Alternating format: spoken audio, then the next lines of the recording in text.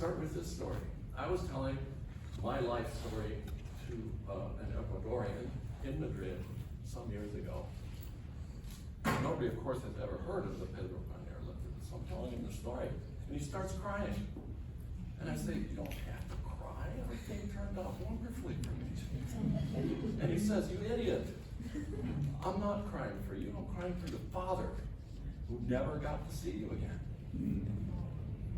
Oh, hit me like a ton of bricks. All right, so here's the story of my family.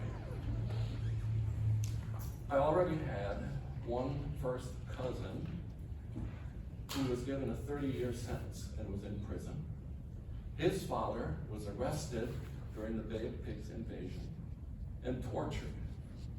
Every morning, he was told in the Cabana fortress, when you hear the firing squad going off outside, that's going to be your son. Every single day. I had another cousin who was shot dead by Che Guevara and his firing squads. Grabbed his crotch and said, shoot here, cabrones. Final words.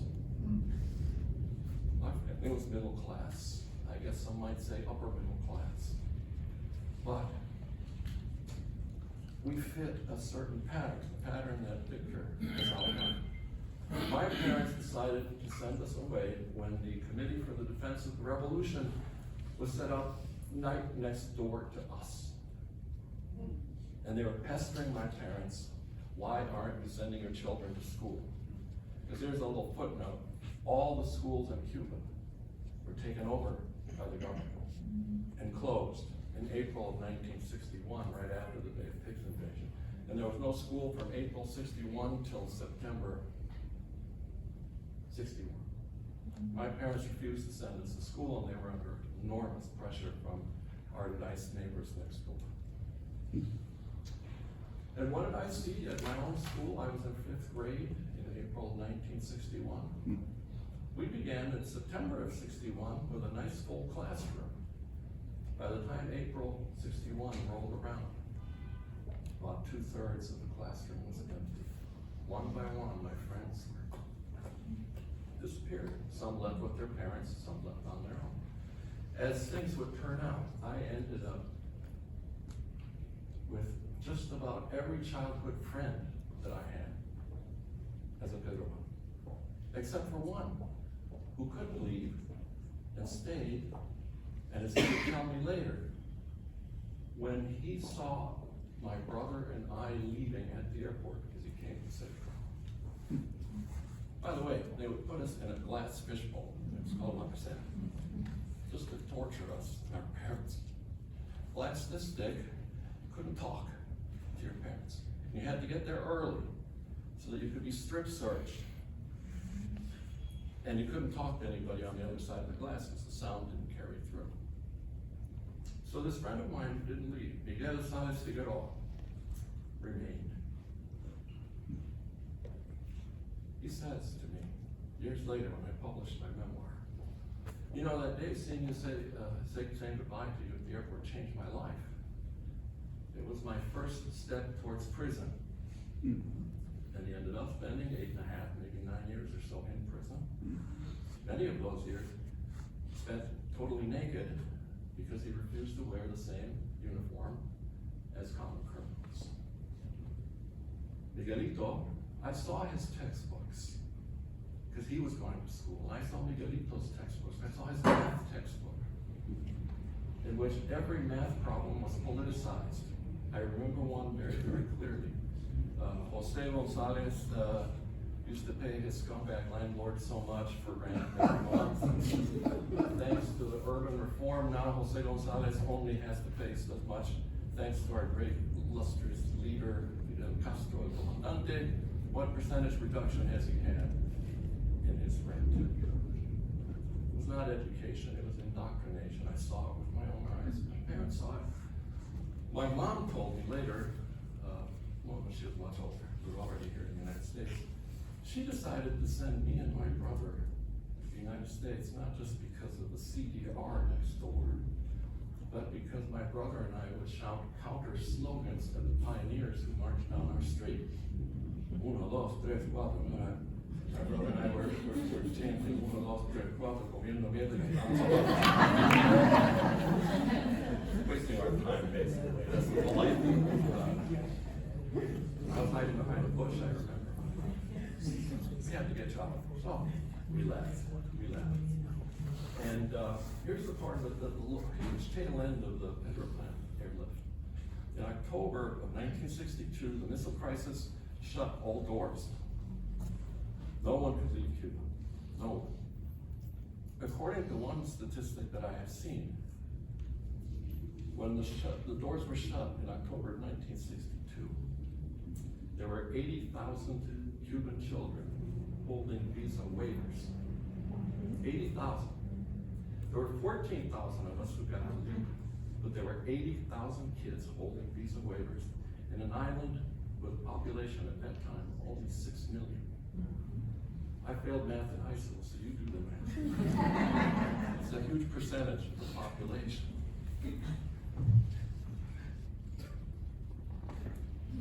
This massive airlift completely transformed Cuba. That's part of the tail end. Those of us who left, and those of us who couldn't leave and left later, like my friend Miguel Salas, right?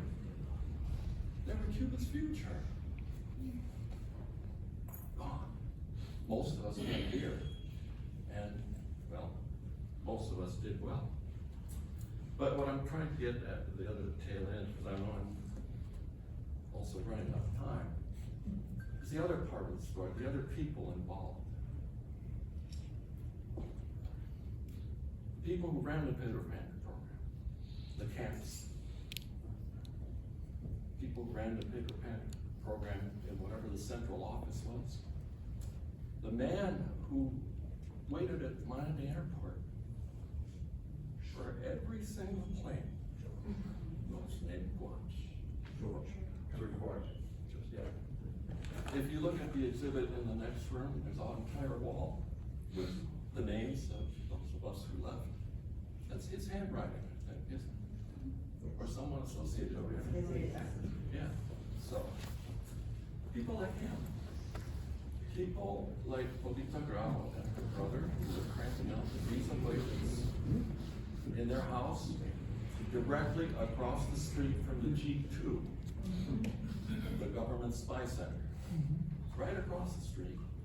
According to one oral history I have heard, they were actually quizzed one time by the G2. They asked, what's all those lines of women lining up outside your house? They said, oh, we're having a canasta festival. But that's not the truth. The truth is, they knew across the street what was happening and they were very happy about it. Many years later, I got to sit next to one of Fidel's closest associates, Carlos Franqui, who was something of a wannabe propagandist, who ended up being purged and spent the rest of his life in exile in Puerto Rico. But he came to speak at Yale, and he gave us a long speech about Carlos Franqui was a good communist, and Fidel Castro was a bad communist. And that's why he had been expelled. But I got to sit next to him at dinner, and he sat right next to me. And I'd already had like 2, 3, maybe 5 glasses of wine. I was so traumatized by his presence. I elbowed him and said, hey, Tocayo, that's a Spanish word for someone with the same first name as you. Tocayo, tell me, you guys knew the kids were leaving. He said, of course we did. I said, well, what was your plan there? He said, oh, with a big smile on his face. Anything that would destroy the bourgeois family was wonderful for us. More about the tail end. People who took us in. I mean, there were many who spent a long time at the camps. Some of us spent very little time at the camps. Some of us were taken in by American foster families. Former Senator Bel Martinez is one example. Some of us were sent to orphanages. former ambassador to Spain, Eduardo Aguirre, was one of those. Went to an orphanage in New Orleans. Some of us were taken in by American families. And that history has not been told. I was taken in by an American family in Miami, in Westchester. My brother was taken in by another family. They were friends of my family. They brought us together. They lived about 10 blocks apart. Louis and Norma Chait. They deserve a monument. Sorry. Lou and Norma had just adopted 2 babies. And they took me in. I spoke barely any English. All I could say is when Norma served a beautiful turkey first day there, all I could say in my broken English was, I don't eat chicken.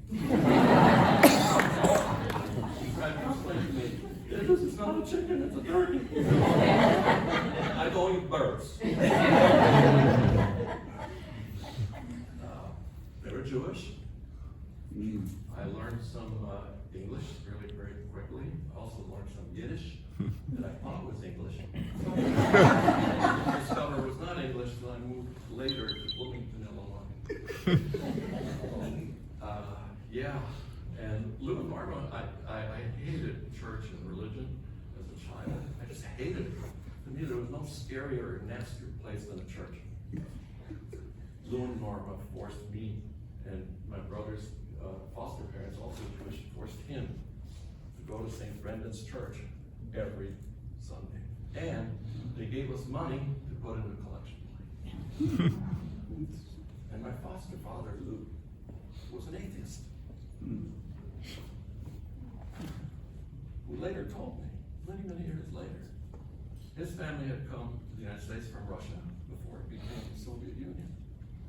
But one of his uncles had been shot dead at his doorstep by a Cossack, just because he was Jewish. So Lou and Norma understood the whole story. They were the sheep, and Norma were children of Jewish enemies. How many other Americans are there like whose story has not been told? They took us in. In the case of Lou and Norma, they expected to have us for only a few months. Our mother, because our father was not given permission to leave until much later in the 1970s when he developed heart disease. Then it was okay for him. Our mother had an exit permit for November 5th, 1962. The door closed on October 26th, 1962. But an uncle of ours, one of my father's brothers, had arrived just at the last possible minute. And he was resettled by the Cuban refugee program to Bloomington, Illinois, right smack in the middle of the state. Home of Eureka vacuum cleaners, State Farm insurance, and beer nuts. He couldn't take us in October. So we were put in this well-organized chaos. We were put in a foster home, also in Miami, about 3 blocks from the Orange Bowl, run by a Cuban couple, married couple that had no children of their own. But half of the children in that tiny little house had already been in trouble with the police or actually spent time in juvenile prison. It was not a nice place. We were supposed to be there temporarily, but the social worker forgot about us. And we spent 9 lovely months there. Until one day a social worker walks in and says, "What are you boys doing here? Why aren't you with your uncle?" My brother and I said basically what he was a teenager. Within 2 weeks, we were with our uncle in Bloomington. And then 2 years, 2 months, and 2 days later, our mom arrived. And she was sent to Chicago. And lo and behold, I find myself in Chicago attending a public high school where all these Cuban kids keep arriving. Many of them were Pedro Pan kids who were being reunited with their parents, and their parents, like my mom, was being sent to Chicago. Later, at some Pedro Pan reunion, I met the 3 of them who had moved to Miami. And that's when I found out they were Pedro Pan. I didn't know it in my house. We didn't talk about it. We didn't talk about this to each other, which is, I think, part of that tail end. But to bring this to a close, as I'm already over time, by 1 minute. That tail end is so important. The tail end is so important, not just for the history of the Cuban exile community, the history of Cuba, but the history of the United States. I saw the figures for all the unaccompanied minors that were streaming in across the border over the last 2 years. And those numbers just floored me. I could not conceive of what was happening. But the sad truth is, the world is so screwed up that many of the countries on earth deserve a Pedro Pan program. And parents would be willing to do this, send their kids, not knowing what awaits them at the other end. Freedom is that precious. You know, many of my classmates growing up, going through high school and college here in the United States, they didn't understand. Some of them thought my parents were cruel.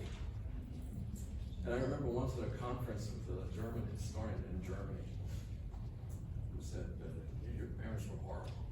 Couldn't understand. Well, of course, he was in West Germany at the time. The wall was still there.